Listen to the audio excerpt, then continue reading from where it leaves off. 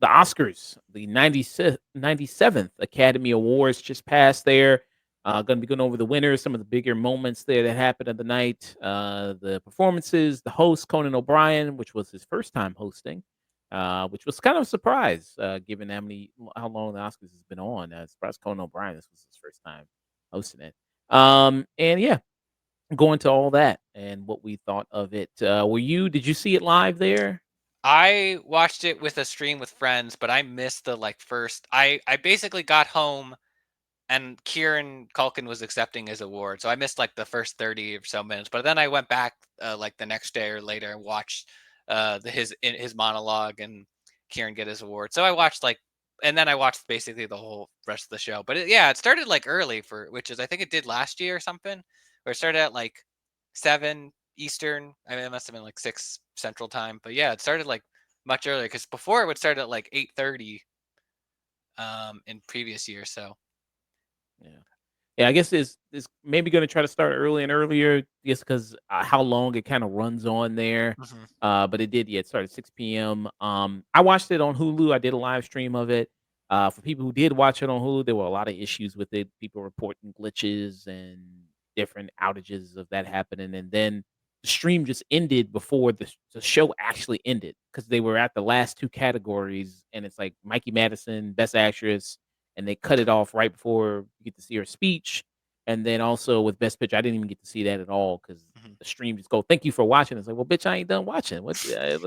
I Uh, I think my friend had ABC and there was no issues. It was just very straight because I have not watched TV, like cable TV in a long time. I'm like, and especially American commercials. It's just like, oh, what is this a commercial for? I was like, oh, okay, fine. This is like this could be a commercial for the substance, and I couldn't tell. Some of the uh, like pharmacy ads. yeah. Yeah. So, well, I'm glad your friend didn't have any issues there, man. Maybe next time I'll use the ABC streaming app. Maybe next time I'll do that. Next time around. But let's get into some of the winners here. You already mentioned it, so that was the first award of the night. And We'll just talk about the big ones. There mostly, but best supporting actor was Kieran Culkin. There, he won for Real Pain. Pretty much not a surprise. I mean, I think most people predicted that he would win for that. Um, a lot of people, I think he had one of the more memorable speeches of the Mhm. night. What'd you think about that win? I mean, he's deserved. He's like very close to like an E. Like I think he just needs like a Tony and an no, because he has an Emmy. He needs uh a Grammy, Grammy? and then he'll Yeah. have an EGOT. But I mean, it would seem like it was obvious. It seems weird that I know Eisenberg. I think was a thing for something. I think it was maybe writing because it was his movie. But I mean, obviously through like Succession and A Real Pain, which I actually need to watch. Is like my next Oscar movie that I've heard good things about. And it sounds really interesting. Uh, But yeah, I mean, I kind of expected he's it's always interesting being like what because him and Macaulay are always just like it's like what are they gonna do? Like they always pick very interesting and weird stuff, and I'm glad they're getting like big and recognized, especially like after all the years of like you know they didn't go for the best childhood. It sounds like, but like it sounds like they're in a lot healthier and better places, and um yeah, I think he's a great actor. A friend. Chris Ayres, I know he mentions it's a really great. They do always do the actor on actors thing, and it was him and Coleman Domingo, and just them vibing out and talking with each other is like they should just win an Oscar for that alone. Like just they're like the man has charm, like charisma that like pours through even like him just doing talking to someone on the street, like talking to a fellow actor. Like it's pretty obviously why he won. He's been great on TV, and it's great that now he's just as good on film. Mm, yeah. I know some people criticize his performance because they said, well, he's just doing Roman again from Succession, and you watch Succession, it's like, oh, he's just kind of do that again with that. And I agree, but I still thought he was still really good, like you said. I mean, he's still very great in the movie. I know you didn't see it. It's actually on Hulu. actually a real pain there. I didn't have any issues watching it, but yeah, it's on there. It's a breeze. It's only an hour and 30 minutes if you want to check it out. But yeah, and he's very good in it. My personal pick would have been Yura Burzov for Mhm. Nora. I thought he was really great in that, and it was cool to see him nominated. Other people you had in the category, you had Edward Norton for Complete Unknown, which I saw. I thought he was good in it. Guy Pearce for The Brutalist, and then Jeremy Strong for The Apprentice. You have another Succession actor Mhm. nominated as well in the same category. Um, I yeah, so yeah, that. But I'm happy for Kieran Culkin. A lot of people are happy for him. Really, congrats to him. People love the Culkin brothers there, and was celebrating that win and his speech there. Did you think? Did you like his story? His I did. I thought it was funny. Okay, yeah. Some people a little didn't know how to feel about it. Some people, I think most people fall on the side of thinking like, yeah, yeah, it's charming, charming story that he has with his wife there.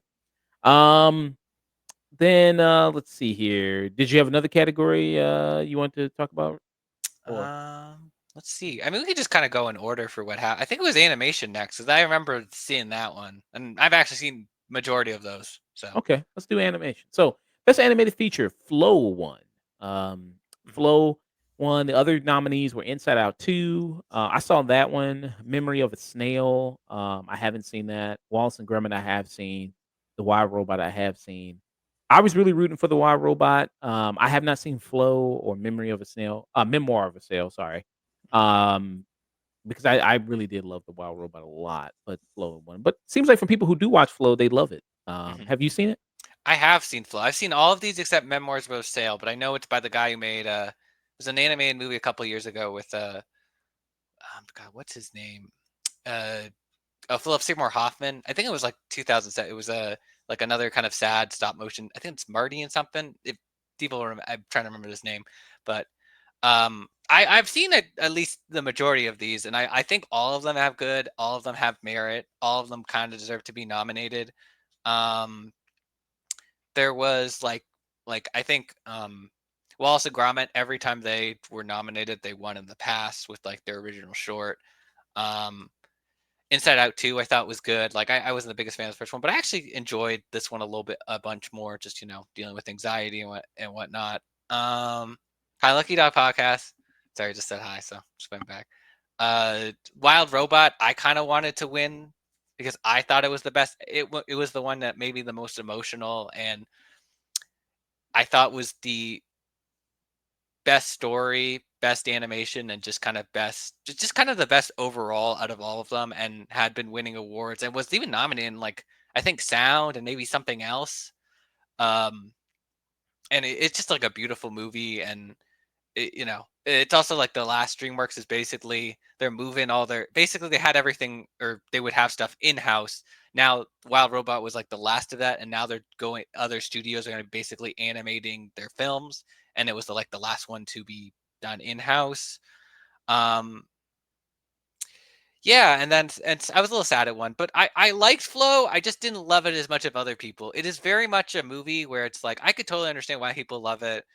It's a movie with a lot of questions but not a lot of answers. You're following this cat and other animals on a boat in this kind of mysterious world, and that's basically the whole movie. Like there's nothing I can't really spoil. I was just kind of left.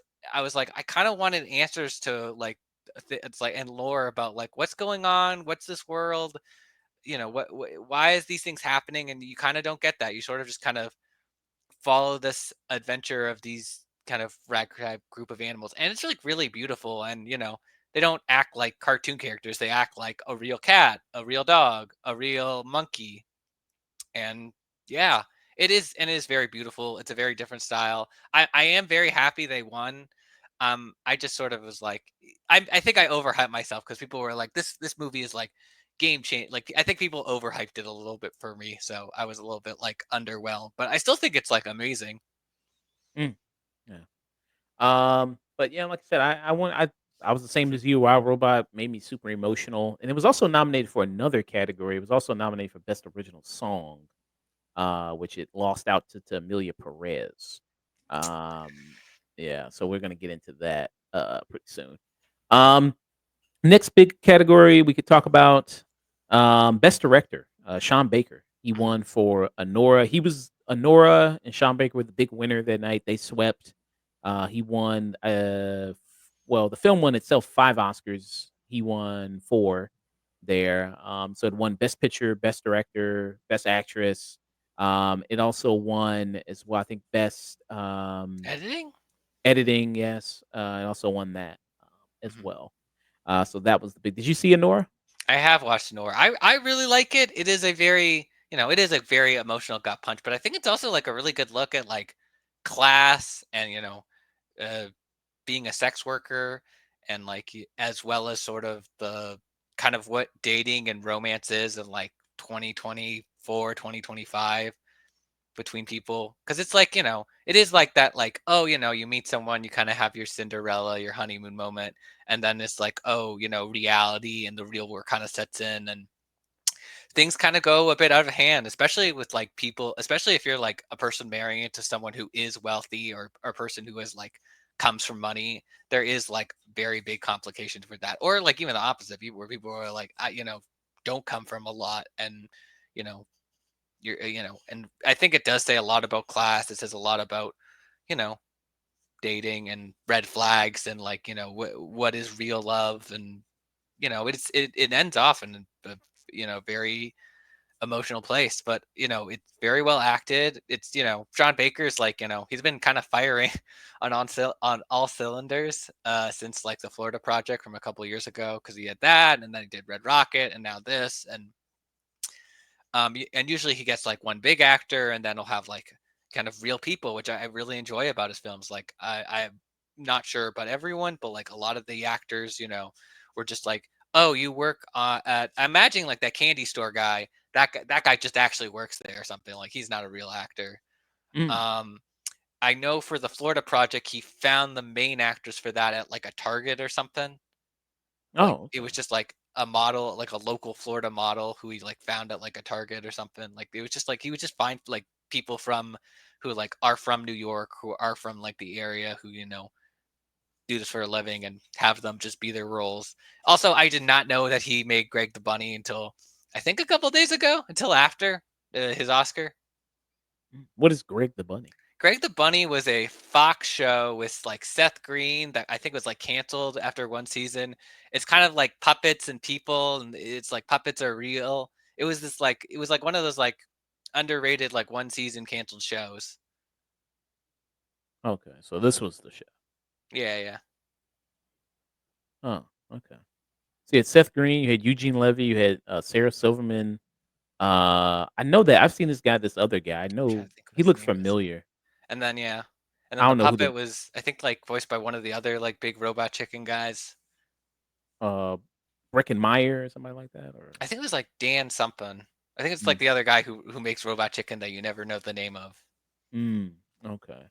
But yeah, it's Uh, just it's a very interesting career. I think it says a lot. The movie says a lot. Looking at his career, I think he does deserve it because a lot of those movies are good. We can get into this like we talk about Best Picture, but like I generally really like Anora. I think there's like a lot of Oscars where it's like I don't even remember what the fuck the movie's really about. Like people are really pretentious, and people are like, it's art, it's cinema. It's like, can you tell me what the artist was about? Because legitimately don't know. And they're like, it's black and white, and it's like, but that's great, but was it good? What did it make you feel? It's like, no, people like, and there's a lot of those movies that kind of just come and go, and just like I feel like Honora will actually stay in public subconscious, and people will remember it because it actually is very prevalent to these days, especially to I think younger people. Uh, it says a lot, and I think it's a really good drama, and I'm glad it won. But I could have also seen it going to other things like Conclave or The Brutalist, or maybe not Amelia Perez after everything that happened with that, but like it was just like I think after it started winning, it was like, yeah, I think this is gonna win, and it did. So, and I'm just generally happy for it because it's a really good movie. It was uh like I think that my third best on my top 10. mm, yeah. Yeah, I was surprised that it won. I was thinking more The Brutalist was gonna win simply because, it seemed like a conventional Oscar film to win. Hmm. and Adrian Brody did win Best Actor for his performance there. So I was kind of surprised that something like a Nora kind of won. It's not your typical conventional Best Hmm. Picture winner. The other nominees, so you had The Brutalist, A Complete Unknown, you had Conclave, you had Doom Part Two, Amelia Perez, I'm Still Here, Nickel Boys, The Substance, Wicked. Do you think this is a much weaker Best Picture lineup compared to last year? Trying to remember last year. Last year was pretty. I mean, it was Barbie, Oppenheimer. God, I'm trying to. I, Anatomy of a Fall, American mhm. Fiction. You also had Dune. I think wasn't also Dune nominated that year too. Or was it Was it? I thought it was. maybe the year before? Oh, here's the list. So you had Oppenheimer, Anatomy of a Fall, Barbie, The Holdovers, Oh. Maestro, Past Lives, Poor Things, and Zone of Interest. Mm. Um, I mean, I feel like they're kind of even because there's a lot of like good contenders and like uh, I would call them good over like very popular movie stuff. Like I would say Wicked and Dude kind of fall in the same kind of category as like Barbie and Dash and just like a lot of good movies. I would say Amelia Perez probably should not be on that list. If I think if you took that out and replaced it, there's like seven other movies I feel like could have been on that list that came out this year. A Real Pain. I recently watched Sing Sing. I don't know why that wasn't on Best Yeah, Picture I list. agree.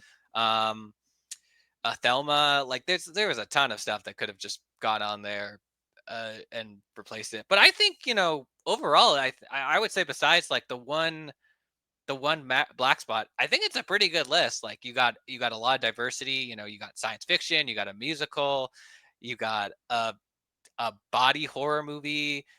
You have dramas, but they are very different dramas from each other. Like comparing them. The Brutalist, Conclave, Nickel Boys. Yeah, like it's very it's I diverse, which I think I actually like about it, rather than just like you know drama. Mm. Yeah, that's a good way to put it. Yeah, it is a very, kind of diverse lineup of genres of film that you have here. Science fiction, body horror, musical. That's a good way to put. You got, Nickel Boys, like you said, even the dramas. Nickel Boys is like more of a historical fiction type aspect to it. It's based on a real life event, but it's, Mhm. two characters that are fictional. And also, Um, like, it's shot in first person, right? It's all like yeah, so it's not shot like a typical drama. yeah. Like you said, obviously Amelia Perez, which was the big sore spot for a lot of people this Academy Awards, a lot of attention on it, a Mhm. lot of negative attention for a lot of things of the cultural appropriation with the Mexican culture in the film, with the tweets from Carla Sofia Gasson on it. And this was the most nominated non-English film in the Academy history. It had 13 nominations. It walked away with two. So it walked away with Best Supporting Actress for Zoe Saldana, which was a lock. I think a lot of people predicted that she was Mhm. probably going to win for that, and then also original song, which is what I walked away with, like that. So, um, yeah, and Amelia Perez had two songs that were in the original song category. Oh. Uh, yeah, so high chance it was probably going to win there. Um, a reading from Charity said, "Isn't that the most nominations ever, second to Titanic?" I have to think about that. Let me see. Really? Uh, I'm not sure. yeah, let me. Basically, it's a weird process. Like anything, like you have to basically like how things get nominated, and this is something I've learned working in TV. It's like you just actually have to submit it. That's like the thing where it's like some places just don't submit movies, and that's why they don't get nominated. Um, I think like Iron Claw was an example. It was like, why was this not nominated for like Best Picture? It's like, yeah, A24 just didn't know what they had and just like didn't campaign and didn't like put it in the thing. It's like, yeah, we want to get this thing for Oscar buzz. And like some movies like are smart and do that, and it's and some don't, and it's like a weird thing. I think I imagine with Amelia Perez they just kind of like put it in every single category and was like and it got that many nominations. So to answer Radiant from Charity's question, so the most nominations received by a single film have been 14. There have been three films that have had 14 nominations: All About Eve, Titanic, and La La Land. Oh. So those are the three films that have received 14 nominations there. But yeah, so you got that. Yeah. Let's see. Since we were talking about best supporting, so let's bring those category up. So like I said, Zoe Saldana won for Amelia Perez. Monica Barbaro for Complete Unknown was nominated, where she played Joan Baez. You had Ariana Grande, Wicked, Felicity Jones, The Brutalist, Isabella Rossellini for Conclave. Um, yeah, what do you think? I've written this out like a bunch of times. I think Zoe Saldana is a great actress. I've loved her in Avatar and Star Trek and Guardians of the Galaxy and a bunch of other movies I probably can't think of the names of. She wasn't great in this movie, but I'm glad she got an Oscar. She's, been doing this for a long time. She is a good actress. She just wasn't good in this movie. So I'm happy for in like a career sense. I'm not happy that she won it for this movie. I understand why. Um, it's, it is just sort of like I feel like anyone else could have won it over her. You know, she's, I I feel bad because it sucks when you win an Oscar for not a great movie. I feel like there's been a lot of that in the past with like someone like Sandra Bullock in The Blind Side. It's like, yeah, I love Sandra Bullock. Miss Congeniality, um, well, what's a Demolition Man? Like, yeah, she's a great actress. Blindside, not really a great movie, especially now for reasons we know. Um, and like it's just like one of those things where it's like, yeah, is this just gonna, it was just sort of like a dark spot on a pretty good pretty good Oscars, I would say, which and not say anything bad, like I think it's just her acting wasn't good, and just she wasn't in a good movie.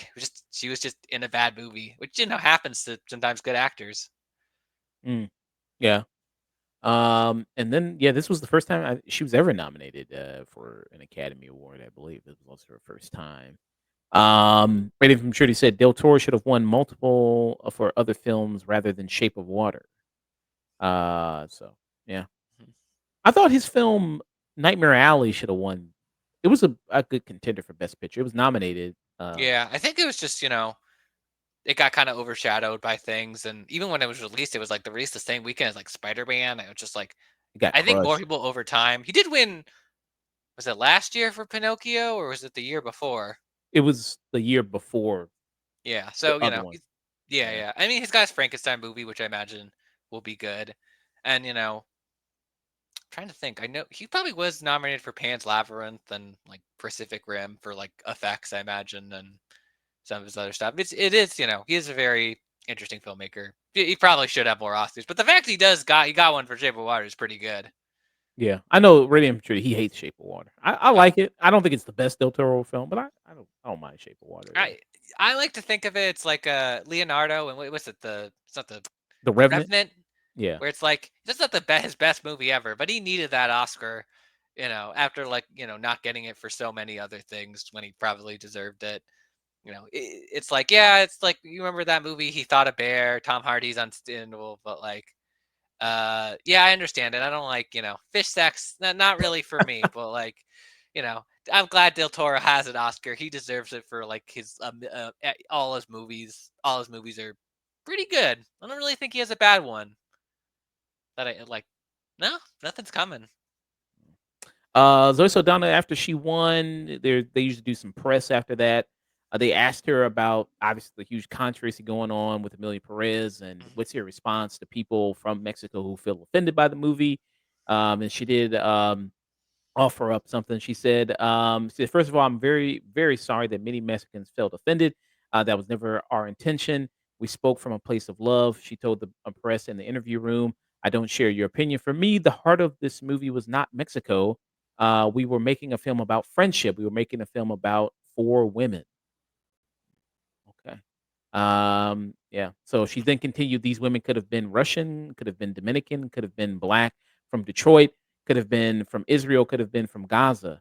And these women are still very universal women that are struggling every day, but I'm trying to survive systemic oppression and try to find the most authentic voices. So I will stand by that. But I'm also always open to sit down with all of my Mexican brothers and sisters with love and respect to have a great conversation on how Amelia Perez could have been done better.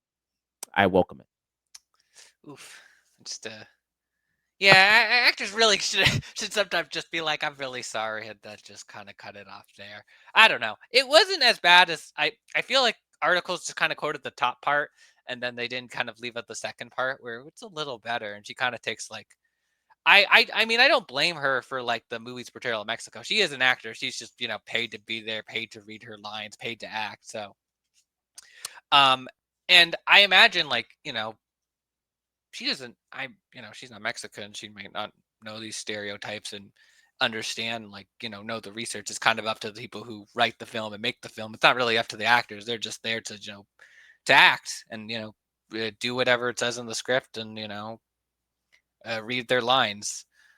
So I don't really blame her. It's not her fault. The movie's not is bad and like kind of uh portrays Mexico in a bad light. It's but also like it does sound like she's like, okay, I will hear people out about this and talk to them and have a conversation about it. So she is open. She isn't like, no, you're wrong. This movie's great. Next question. She isn't dismissive of it at least. So Yeah. Um, yeah, I mean, the second part of it, because 'cause I've just been seeing mainly the first part where people, mhm. kind of been quoting that. Um, I still think it's like, well, the whole thing was like I mean, the press leading up to the movie was like the culture of Mexico and, even when they were talking about the people who won, for the best song of the movie, we're talking about, "Oh, the Mexican influence and the culture, and we did all this, and the That's the spirit of." thing too. They're not those were like the oldest, whitest people there. Like the oldest, like if you're gonna, I mean, this is a little side tangent, but like if you're gonna make a movie and make it a Mexican musical, wouldn't it be good to get some Mexican musicians to do the music for your movie? Like it's not like rocket science here. Yeah. I Um but yeah. So that was just a little Hmm. strange to me there, a little bit that you kinda got it's like, well, very much it was you're using this place and this locale, and you're bringing in the real life thing of people who disappear from Mexico from there, and you're bringing in that, and it's like so obviously it couldn't have been just from everywhere because you're drawing in real life things that are issues in Mexico. So, Hmm. I mean, that just seems cool, but yeah, there's that there, Rating from Trudy said, or talk to one Mexican person at any point during the entire production there. Hmm. And there was also issues that people said with the accents in the movie, that the Spanish was bad and all that. And so, yeah. Yeah. So there was another winner here at the Academy Awards that was kind of controversial. It was for the documentary film No Other Land. Hmm. I didn't watch any of the documentary films this year. Have you? No, I did not see them. I feel like there's a lot of Oscar stuff where it gets picked and you just like, well, when I was like feeling, I'm like, I'll just pick it based on the name. I like literally just like, what's an interesting name? And I'll just like cross it off. Um, so the controversy about this, so it's a story about what's going on right now in Gaza. You have a person who is Israeli and a person who's Palestinian. They joined up together to make this film there. And people were talking about so apparently Gail Gadot, who I guess Oh is boy. Gail Gadot. I guess the T because at the Academy I think they say Gail Gadot. So I thought the T was I always silent. thought it was Gail Godot, but Yeah. I'm never sure with names anymore. So. So there was that. So she switched out because she was supposed to originally do the presentation and announcing of the best documentary winner, but some people were saying that she switched out with another person because I guess she found out the winner was going to be, or maybe one of the nominees was this Palestinian Israeli Mhm. film there, No Other Land. And obviously Gail Gadot is Israeli, and then she's actually served in the IDF before. So there's some issues there. But people were kind of talking about that. But yeah, that was kind of one of the big things there. Have you heard anything about this movie, about the controversy kind of? I mean, I know a lot of people, you know, Zionists and are in Hollywood, and I kind of understand where it's like, yeah, Gal Gadot. It's like, yeah, I don't think she would present that. I kind of I don't want to say I understand what she's saying, but I was like, yeah, I see why. Like, I could totally see like her doing that. I've heard some of it, but nothing really. I think it's just the usual people where it's like they said this, we're mad. It's like then people it's like, yeah, they said this. So it's like, two sides of the thing. It's a lot of like very political stuff going on in Israel, still kind of going on in Israel, still going on in Gaza, still going on with Palestine. It's just it's one of those things where people bring it up and they talk about it. Um, and it's just how I put it. Yeah.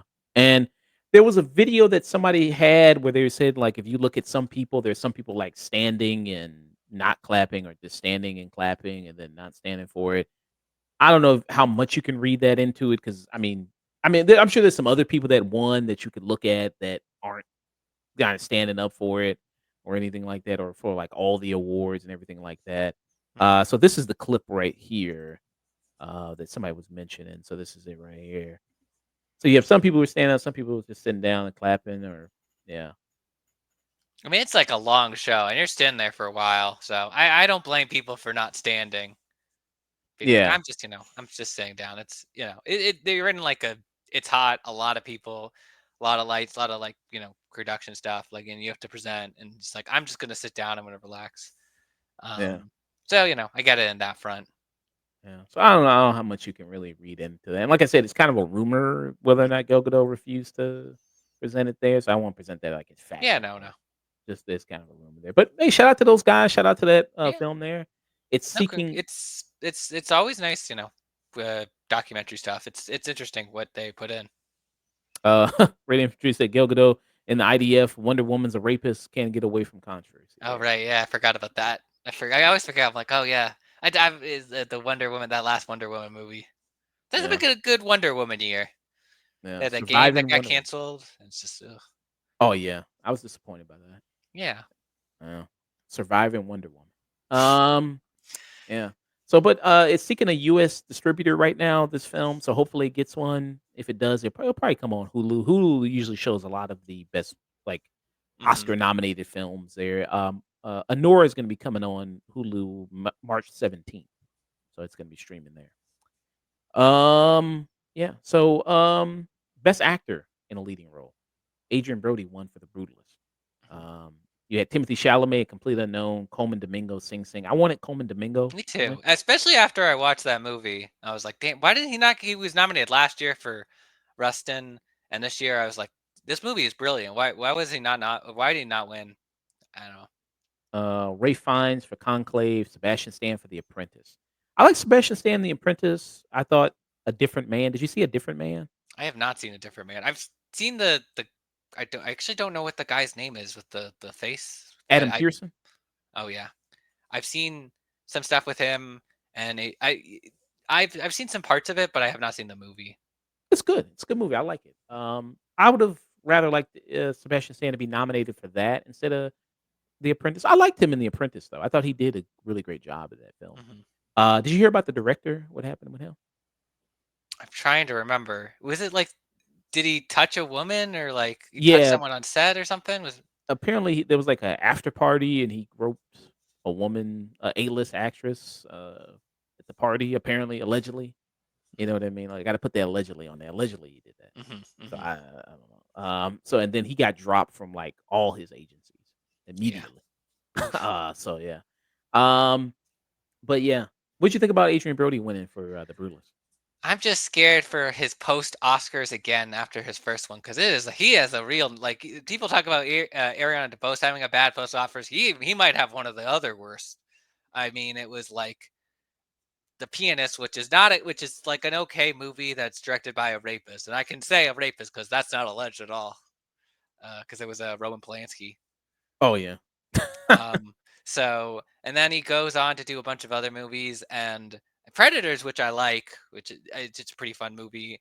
And then he ends up doing the not movie for I kept thinking it was movie 43, but it's not that. It's the other really bad comedy. I think it's like inappropriate comedy. Oh. Oh yeah, with the collection of like actors there and Yeah, yeah, yeah. yeah. Okay. And it was just like, yeah. And then I think he started doing Wes Anderson stuff, which kind of helped his career out. And then he's been kind of built him back up. And I guess Brutalist is really good. I really thought it should have gone to Coleman Domingo. Just his performance and just like I mean, going into it, it's like a very like you think of prison, it's like hard and cold. And it's like it's a very like I don't want to say it's not emotional, but it's like a very light and like you'll laugh. You really go through like all the emotions. You'll cry. You get and like his character is like there's a lot of depth.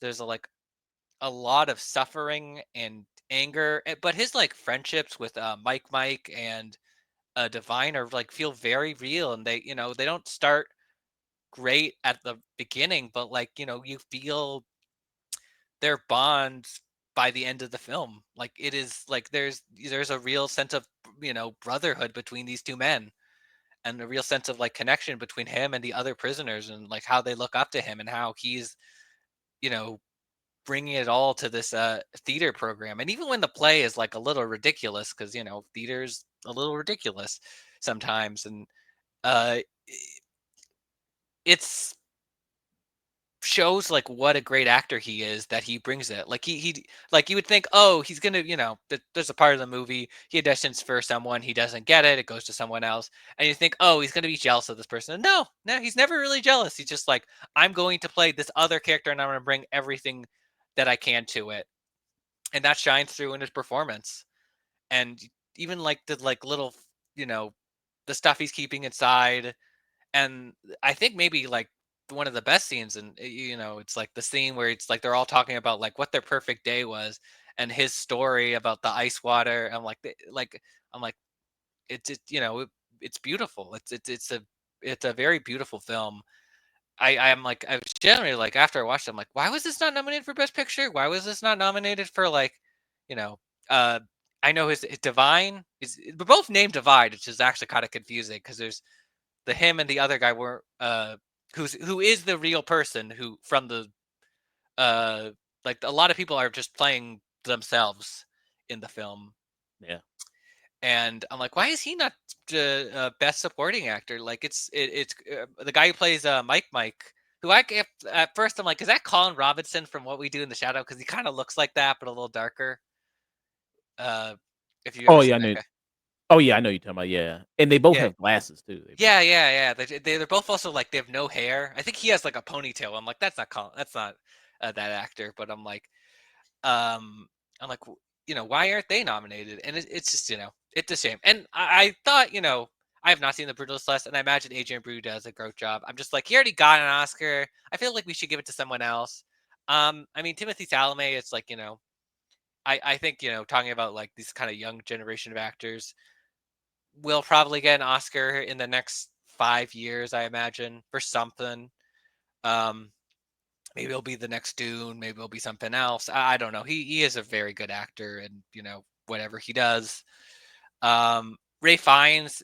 People thought he did have an Oscar, and that's why they voted for him. I'm like, because he's been nominated for Schindler's List, and Yeah. I'm trying to remember the other one. Was Schindler's it Grand List. Budapest, which he was nominated for? Let's see. Was it? Trying to think of what the other one here that he was nominated for. He was not the English Patient.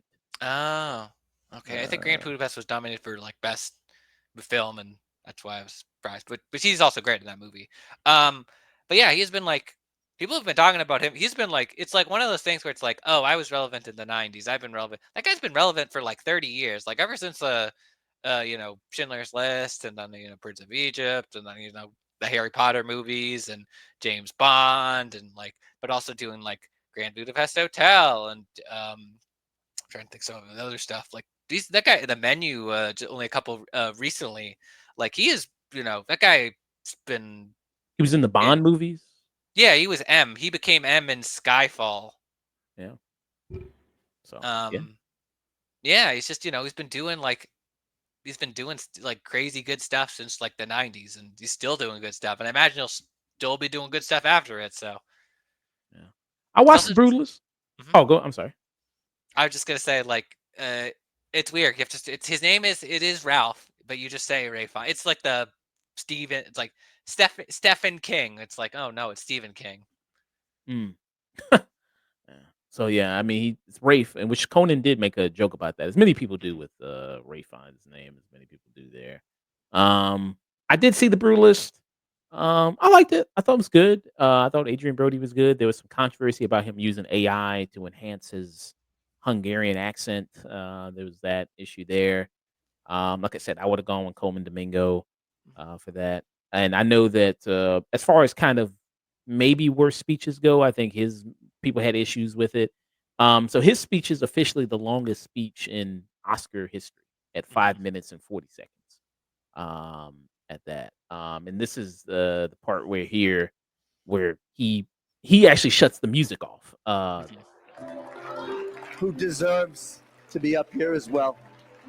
And I'm wrapping up. Please, please, please, I'm wrapping up. I will wrap up. Please turn the music off. I've done this before. Thank you. It's not my first rodeo, but I will be brief. I will not be egregious, I promise. You And know, he was not brief. No. He went on for like another I guess minute. that extra Oscar, you get an extra minute or whatever. The two. Yeah, I guess so. What'd you think about it? Did you think he had the worst speech? It was okay. It was a little rambly at the end. I understand you want to thank your mother, thank your parents. Just try to. I would say in terms of speeches, just write it. Um, you know, be like, okay, these people I have to thank.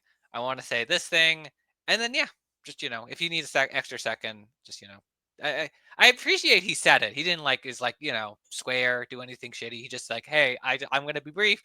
I've done this before. Let me just finish my thing. So Yeah.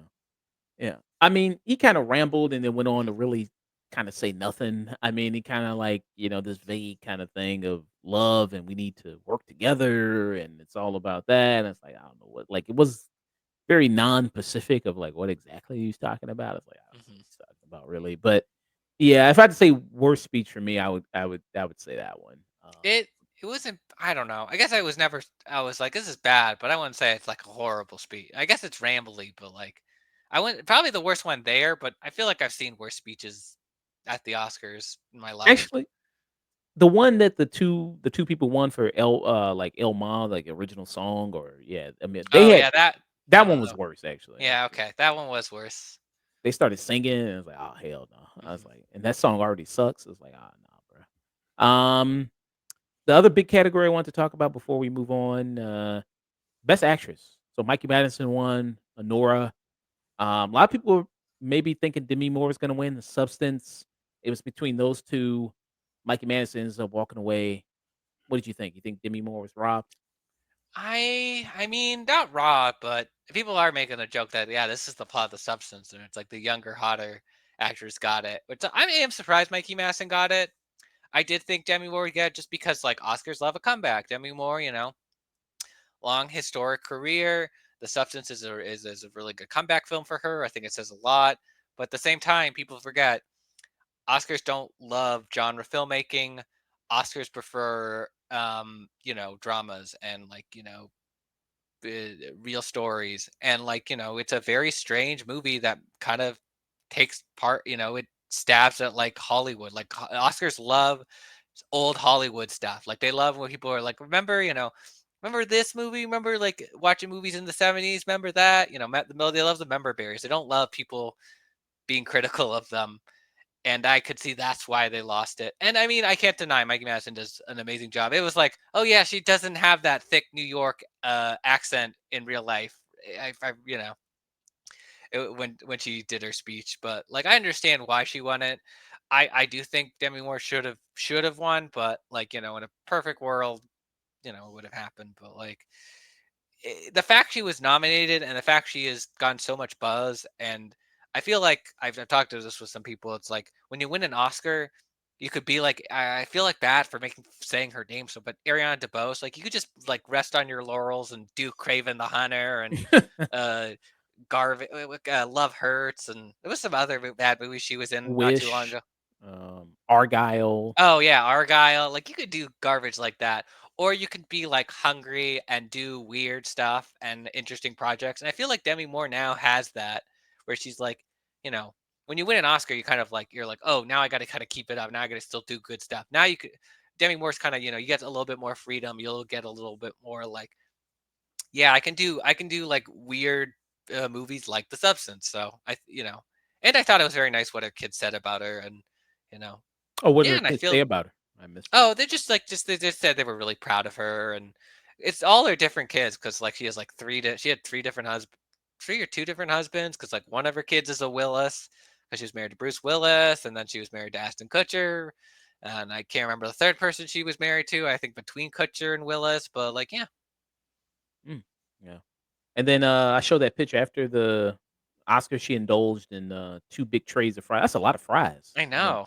I wouldn't I mean, damn, man. I mean, you can eat that many fries. I mean, other people probably also ate the Yeah, fries too, yeah. but damn, I that's a feel lot like of fries. fries are just weird. I'm like, it's like, oh, am I gonna eat this with something else?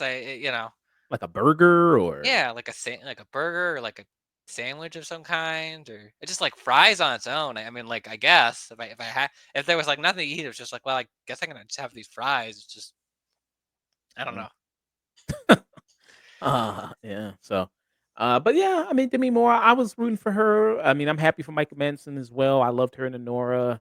But you can see the substance is such a weird movie, and to get nominated for that is kind of special. And to see her win for that, like this strange body horror type film, would have been cool Hmm. for that. But yeah, it's a shame. But shout out to her for that.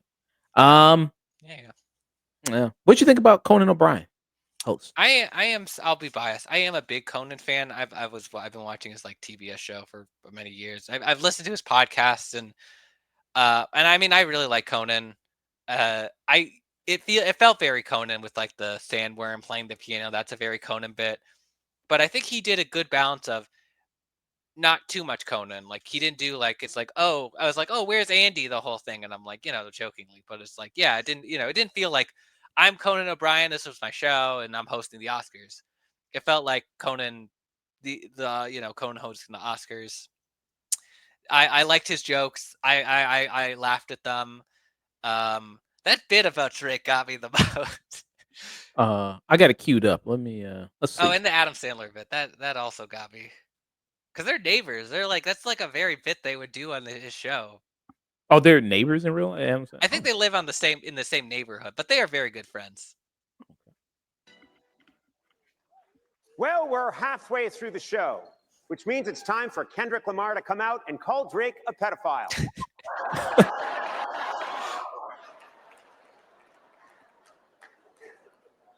Don't worry, I'm lawyered up. Anyway. And yeah.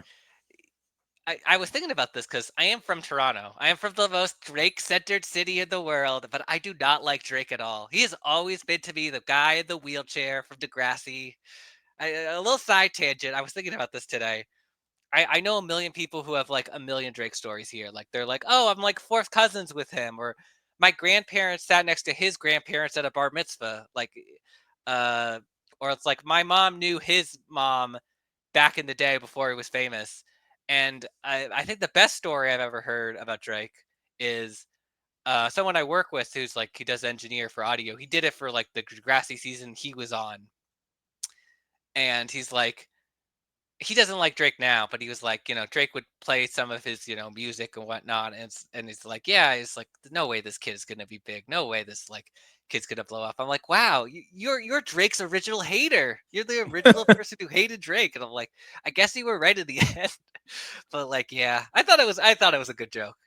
It was relevant and funny, and I also like that Adam Sandler bit with him in a blue hoodie talking about going to play basketball with like Bill. There was a lot of Nosferatu jokes. That was the one thing I noticed. I'm like, huh.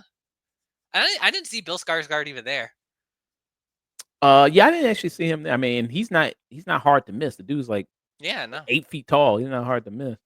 Um, And like it was nominated for stuff, so I'm like, oh, I'm surprised he's not there, or didn't even like present something. But yeah, I like Conan. I guess there was something where it's like, I did wish Conan did like I think the best part, and a lot of people who've ever watched Conan was like, he's a great interviewer and still is, and doing his podcast, but like his like when he goes out in the real world with people, like he would like I think he went out with one of his like producers just to like a soul food restaurant, and it's still like one of the funniest things to me. Like he is the ability to make anything kind of funny, and like him like there's some where it's like he goes to an American Girl doll store. I still watch that and it cracks me up. There's if people out there want to see it, there's a great one with him and Steven Yeun going to a Korean spa. I never seen that one. I don't know. You may not want to show it because there is parts where it's like he is. They cover it up, but they're just like completely naked Let in me a actually. I'll like they play that actually. Yeah. Um. But that bit still cracks me up to this day. They get like skin, like they get like it's a massage where it's like they have to peel off their skin complete, like after it being in boiling water, and you see just Conan be more pissed at Steven Yeun than I've ever seen him in anything ever. It is, um, it is he is a very I think very funny, and it's like compared to Fallon or Kim, any of the Jimmys that host stuff, like he is way better than them. Oh yeah, yeah. Like I think he actually makes fun of himself, which is the thing. Like I like that bit where like Nick Offerman was kind of ragging on him about stuff. Uh, it's like, yeah, you would never see Fallon or Kimmel do something like that. mm, and he just I think this year he's accepting the Mark Twain Award, right? I Uh, believe so. I believe so. yeah. Yeah, I think he's also in like a movie that's coming out. I can't remember directed by who, but it's like a. Let me look it up. Uh, I see. If I had legs, I'd kick you. Mary Bronston is coming Maybe. out. Oh yeah, I think that is. I think that's what that is. Yeah. Here's the Adam Sandler bit. I'll play a little bit of this. Adam. Go in. What's up, my brother?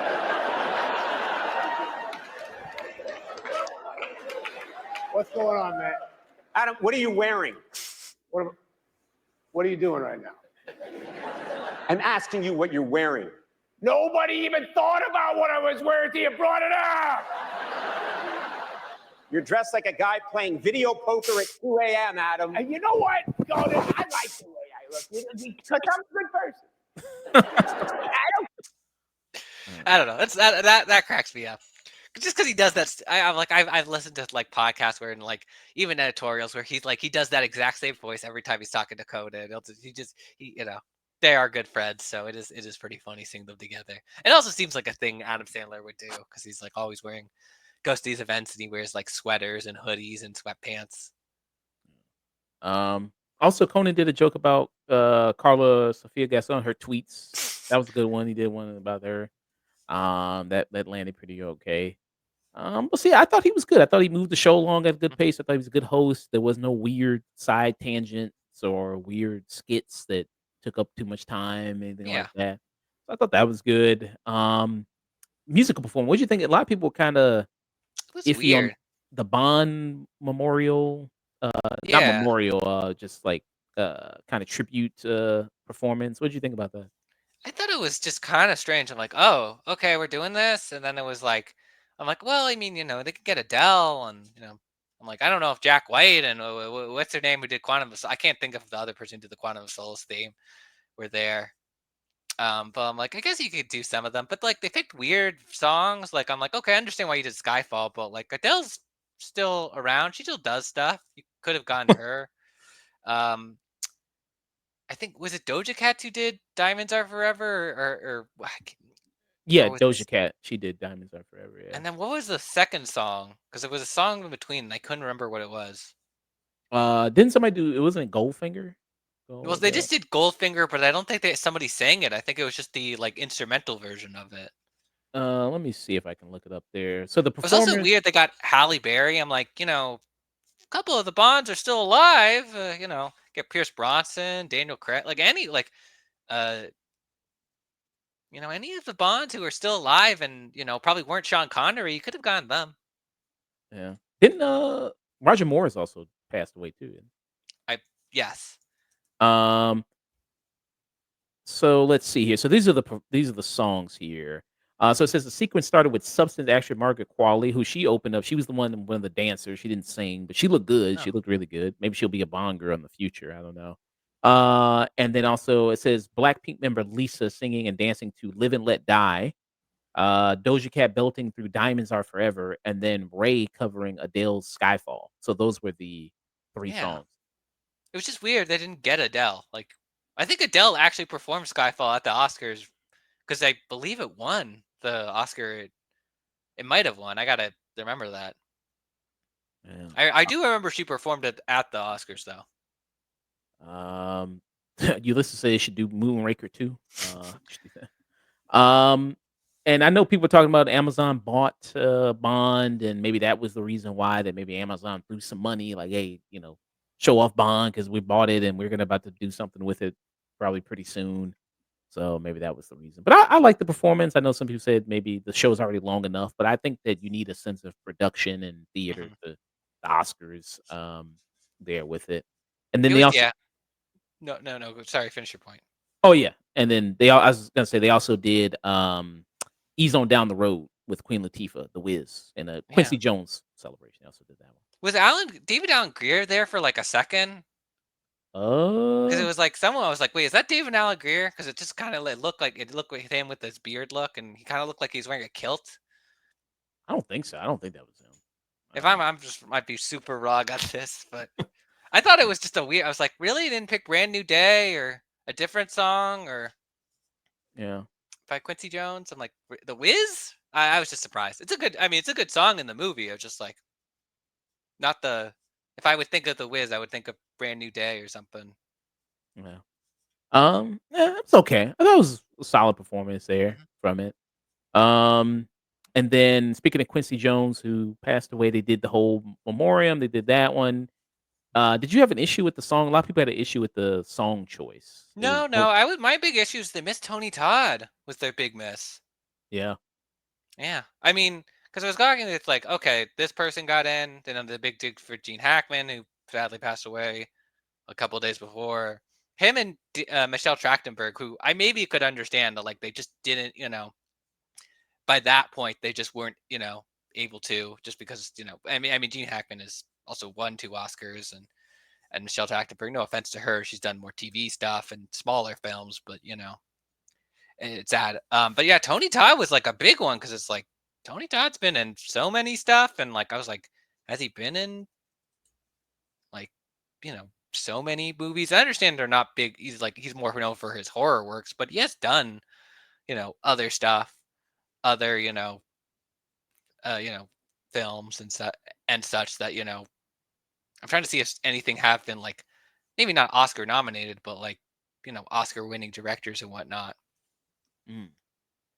It was him, Michelle Trachtenberg, and Shannon Doherty. Were people talking about the big omissions from it? Oh, Yeah, so people were talking about with that. Yeah, and it's a shame. Yeah, I mean, like I said, I mean, Michelle Trachtenberg. I mean, yeah, she's done mostly TV stuff, but she's still, I think a well-known enough name that they could have put in there, and kind of do that. So that was kind of yeah. And then Shannon Doherty, she's had a long career in Hollywood. There, I mean, many years. Surprised that she didn't make the cut. Yeah. Mm, so yeah, no, surprising. It's always weird with those things with like who they leave out, who they put in. It's. I know. I do wonder who it's like. How do you assemble this? Do you just like kind of go through? It's like okay, this person, this person, this person. yeah, because they have to do agents, publicists, Hmm. set design, like all people work on the set, producers, anybody who has a big connection to the industry, they'll put them in there. So it's a long list of probably people they have to put in there. So this is Yeah. a shame, yeah. No, it is. It is. Yeah. It's just sad they got missed. I felt like it was better than last year because they were like. Remember last year it was like they would cut to the band and not to the screen where the people are playing. So I appreciate this year, and I felt like they had a lot of people from TV and films, and like they felt like they got everyone, a good amount of the people who passed away. So it's just sad that those people were missed. Yeah. Good opening. Morgan Freeman came out, paid tribute to Gene Hackman, co-stars on Unforgiven together. So that was good. Yeah. Any final thoughts about the Oscars there? I mean, I thought it was it was a good year. It was another just good host, pretty solid jokes and bits. It was a real like I felt like everything kind of got an award. Like even though Honora swept, like Dune got some awards, The Wicked got some awards, Conclave I believe got one thing, and so did the Brutalist got a couple things. So everything like a lot of the major movies got everything. It wasn't just like this movie, this movie, this movie, this movie just won everything, which happens a lot of the time with these award shows, even to sometimes films that are like not the most deserving or maybe the most memorable. Um, and yeah, that's what I thought it was a better year. Um, did everything go as I predicted? No, but like it's what happens. Sometimes it's what's up to the Academy, and yeah, I was just pretty happy overall with it. Yeah. Initially, it was reported that they had a big like it dropped by 8%. Actually, it increased. Actually. So it says here the 2025 Oscars actually received 19.7 million viewers, an increase from last year. highest viewership figure for the show in 5 years, outperformed social interactions for the Grammys and Super Bowl for the first time on record. So actually did put so good people were watching. A lot of people were checking it out, watching it increase. So had that there. Yeah. So that was Oscar Yeah. talk, Oscar recap.